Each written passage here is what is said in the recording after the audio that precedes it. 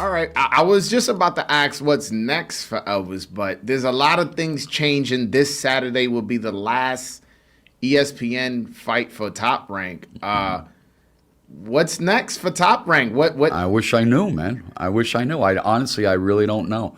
Obviously, July 26th is the last show. Mm-hmm. I don't know when our new TV platform is going to begin or what it is. I have no idea, honestly. But what I do know is our fighters aren't going to have to worry. We can put them on other people's shows. Yeah, I think, and I'm including you, I think you guys have a trick up your sleeve. I don't, honestly. No? No, I'm not privy to those conversations. Really? Okay. Yeah, I'm really not. I would say it, believe me. Okay. But I really don't know. And it could start. I'm sorry to interrupt you, but it could start. It could start September, October. Could start January. I have no idea. Yeah, I just I noticed all the signing of fighters. You guys have signed a lot of fighters within the last 6 to 8 months. I want to say you guys signed a lot of fighters, and knowing that the contract is looming to an end.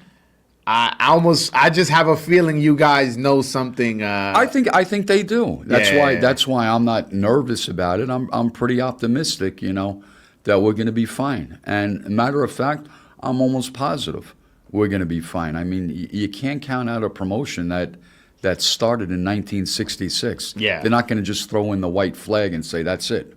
Nah, I totally agree. I know you guys got something, and I'm not worried about my Dominicans who are signed over there. Never worry. You guys are good. You guys are good.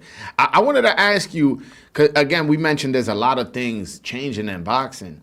One of the big changes is this guy, Turki Alal Shikh. He's throwing these big cards with events with fighters from 4 or 5 different promotional companies. Yeah. He's paying big money. It almost seems like he's trying to take over boxing. What's your thoughts on him? I mean, listen, I think he's doing a great job. One, he's paying the fighters great. Mm-hmm. 2, he's putting on fights that everybody wants to see. Yeah.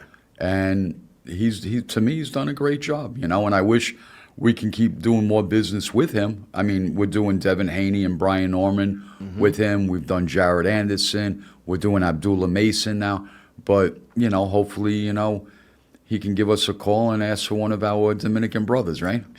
Yeah. I mean, I'll be honest with you. The 2 times the Dominican has fought on his card, I haven't liked his conduct. I've liked what he's done in general, but with when Adames fought Shiraz in Saudi Arabia. Yeah, he won that fight easy, man. Not only do I think he won the fight, controversial decisions happen. Of course, I'm upset at that, but when you see Turki in the other guy's corner telling him, hey, you're down by this, you need to win this many rounds, or whatever it was he says, I don't remember exactly. Yeah.